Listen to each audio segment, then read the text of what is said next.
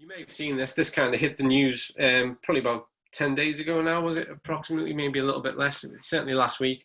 And this is Franklin Vo put together a systematic analysis, systematic review of data primarily centered upon data that was available in North America.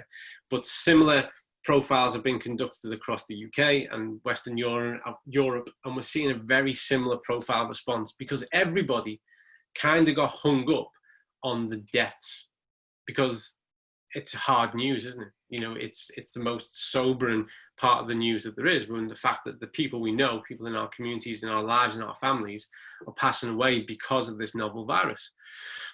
But in the wake of what we've got to deal with in what's constantly being referred to as the new normal, as we move forward and we start to put right what COVID-19 has put wrong, these are the kind of things that we need to start taking more of a look at, waking up to and seeing the scale of the problem that we as an industry, as health professionals and fitness professionals, can actually make, I would argue, the most valuable contribution towards overcoming. This is what we do.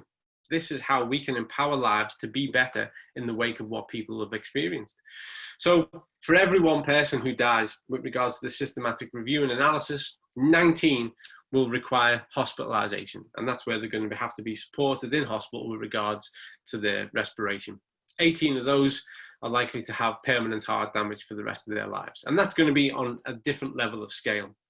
One of the people who provided towards that video that you just watched a few moments ago, they are now dealing with a heart-related, a cardiac-related issue that is brand new to them. And prior to COVID-19, they had zero risk for. So this was someone who was healthy, well, no comorbidities, not living on medication, and is now taking those first steps towards that, as well as neurological issues, and you know, has had to actually go back to A&E at least twice with regards to neurological issues and suspected stroke behavior. So this is dramatic. 10 will have some level of permanent lung damage. A lot of my more medical colleagues don't like to use the word damage, but we need to get real, folks, because what COVID-19 does is it sits upon the cell, so it sits upon the tissue, sends in its replicant signal, and then causes cellular damage. So there is literally damage across the lung and other cells and parts of the body as well.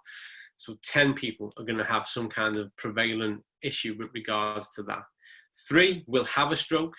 2 will have neurological damage that will lead to chronic weakness and coordination. This is for the long term. And 2 will have neurological damage that leads to loss of cognitive function. So certainly everything from those 19 and what is made up within there are areas in which we can work to improve quality of life, to enhance prognosis, to change some of those fortunes around. There are things in there that we can literally, through excellent exercise prescription, through managing that person, through better lifestyle choices, we're the ones who are placed within communities, within society, to most meaningfully start to change the outcomes of these. And it kind of falls upon us. It's our profession.